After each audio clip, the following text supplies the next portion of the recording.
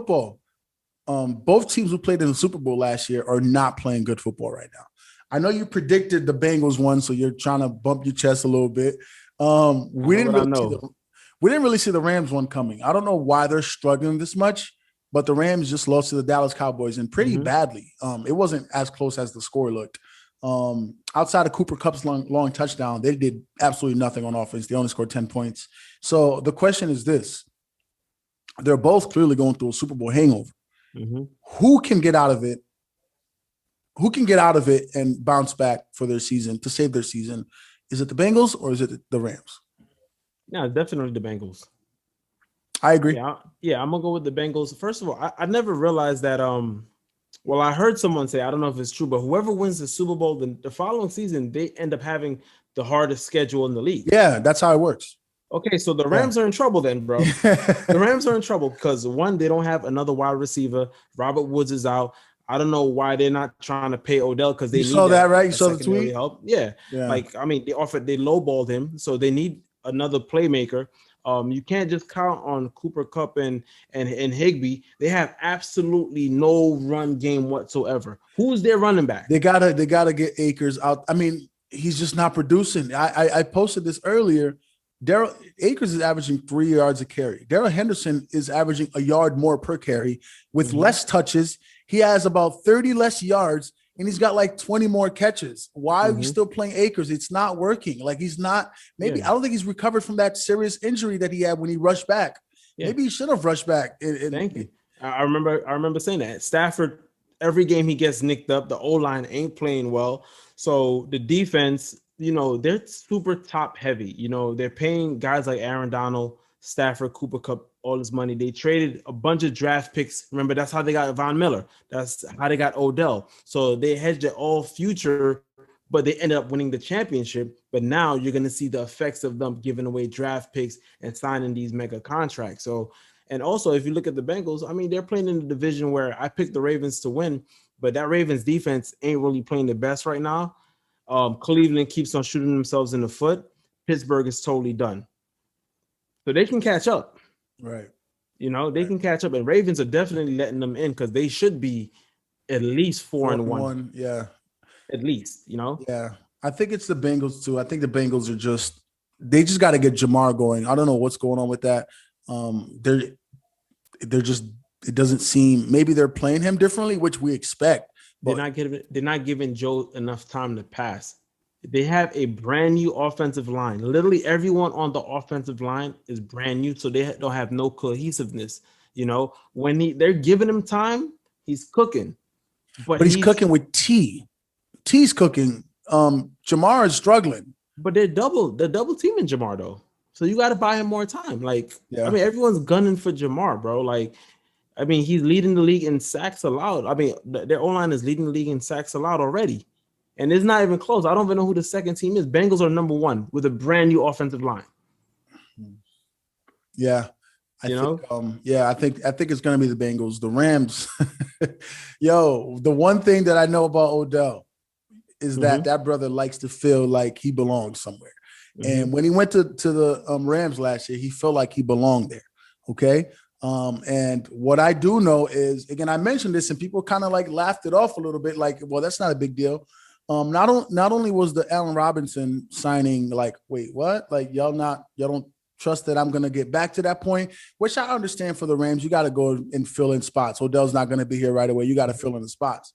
But for me, when I saw that they gave up his number 3 to Cam Akers, I said, they don't plan on bringing him back. They can't be serious about bringing him back. Because that was he changed his number from 13 last year to 3. That was his high school number. Yeah. He went back to that because he wanted a fresh start, and all that stuff. And now you're saying you're giving it to the running back. Well, what's Odell going to change his number again? They didn't really have any real plans on bringing him back. And for him, I know that impacted definitely a lot about him. He felt. Well, here's the thing. The only thing I'll give the Rams credit, well, not credit for, I'll give them a pass for is okay, Odell's getting a little bit older and he's coming off another serious injury, right? Robert Woods was coming off a serious injury. So let's trade him and get some assets. Robert's balling in Tennessee. And he's balling, So they're looking at, okay, who's a young wide receiver who's putting up numbers, but with shitty QB play, and that was Allen Robinson. So they just naturally thought, okay, let's put him on the Rams and see how it's working. but there's no connection there. Yeah, it's just, and then also we have to put some blame on him because I'm watching games and there's a lot of times that he's not getting open, right? One thing about Odell, you give him any space, he's getting open. Do you think he's not getting open because he's discouraged? I really feel like that stuff messes with you, bro. When you think you're not getting the rock, you run routes differently. You know what? I think someone as professional as him probably knows, like, okay, this team just won a Super Bowl. They know how to do things properly. And there's times where QBs and wide receivers don't mesh. Ocho, Chad Johnson went to New England. We thought he was going to tear the roof off. Yeah, but he went to New England after the Miami stop.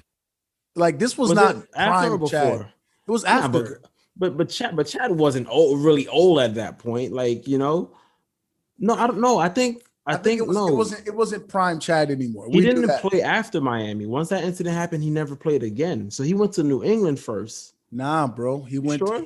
I promise you. He went to Miami. I'm gonna tell you right now. He went to Miami first, and then he went to New England, which is why they thought that Belichick was giving him a fresh air. Chad, knowing me, I'll probably be wrong and you'll be right. But I'm looking right now. Football. I thought Miami was his last. I thought Miami was his last stop. I didn't think he got another shot after that. So Miami's not even listed. Did he ever play for Miami? No, it was in preseason. That's when he headbutted. Okay. Mm-hmm. Yeah, it was in preseason. Never got to game. So you're right. He did go to New England first. I remember him saying it. Mm-hmm. But he wasn't playing much, Miami. Though. He said, "Yeah, that's what I'm telling you." He never, for whatever reason, meshed with Tom Brady. 32 targets. Mm-hmm. But even like I'm looking at the stats right here, looking back to like his last years with Cincinnati, he wasn't the same player anymore. Bro, but they didn't have anyone in Cincinnati. Remember Carson Palmer? Nah, he got in once he injured that knee. John Kitna. Was it John Kitna was putting up numbers? Don't play on Kitna, bro. Kitna put up John Kitna.